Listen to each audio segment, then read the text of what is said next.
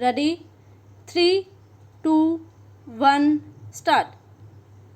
The President has said that in the last 40 years we have progressed along this path illumined by Mahatma Gandhi and Jawaharlal Nehru. We shall adhere to it, come what may, with the determination and courage instilled in us by Indira Gandhi. In my opinion, this is the time for all of us, whether belonging to that side or this side, irrespective of party affiliations, to rededicate ourselves to these basic fundamentals of our Constitution. If we do that, we will be a united India. Not only will we command respect in the Committee of Nations, but the foundations will be such that nobody on the earth will be able to do any harm to us. I have one thing to say, that our country is a continent, and in this continent we have faced this year one of the severest drought in 100 years. It is the prudent policy of having accumulated buffer stocks that, in spite of setbacks that we have experienced, there has not been any starvation death. This is a tribute to the ingenuity of our policy of having created the buffer stocks. To my mind, there are one or two grey areas. One of the grey areas is our population explosion, which my friend Shri Prashant has also referred to. We may be doing what we are doing, for instance, 20 million acceptors of contraceptives and other things we have produced, but we have not evolved a national consensus on this issue. I spoke about the matter in different forms when the Prime Minister was also there. I told him that a national consensus on family welfare program must be evolved.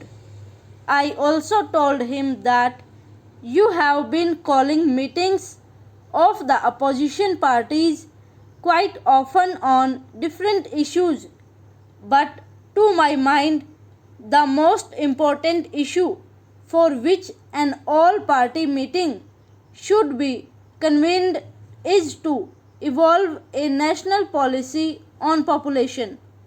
In spite of our all round economic development, it all gets nullified by the population explosion. We have not done much in this direction.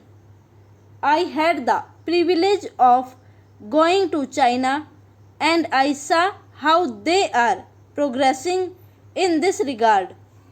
It is true that there have been many occasions when undue advantage has been taken by one party or the other in the implementation of this program. That is why I want national consensus on family planning. Sir, I go to the next area, and that is with regard to agriculture. The agriculture minister has stated in a conference the other day that in spite of drought, he has fixed a target of 175 million tons of food grains for the current year. That is a good idea. But the important thing to which the President has referred is the need of increase in the production of oilseeds, and to this I add pulses. I want the government to give special attention to the production of these things because edible oils and pulses are the common man's need in India, and we are having shortage of pulses and edible oils, and we are importing these in a very large quantity. So, the thrust of our program, as we have done in the case of Green Revolution, is that we should concentrate on the production of pulses and edible oils, and then assure our own people that within a period of 2 years we will attain self sufficiency in edible oils and pulses. The next point is with regard to public sector. There is no doubt that the public sector occupies a commanding height, and it has occupied commanding heights in our mixed economy. But the problem of accountability of public sector has not been done to the desired extent. I submit, sir, that for this purpose the Program Implementation Ministry is helping the public sector undertakings with regard to any difficulties that they face.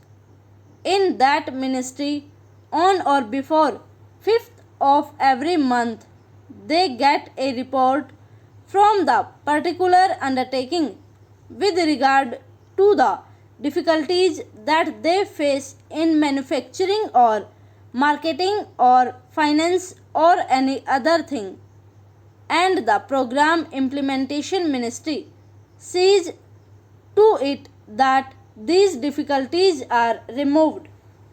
But a new thinking has come to the heads of these public sector undertakings, that is, by sending the report on the 5th of every month, they pass on the buck to the Program Implementation Ministry, and they forget about what they have written. This attitude has to be changed. The executives of these public sector undertakings should be told that the Planning Commission or the Program Implementation Ministry is there only to help you, and it is for you to set things right and see that any difficulties faced by them are removed and their undertaking shows results.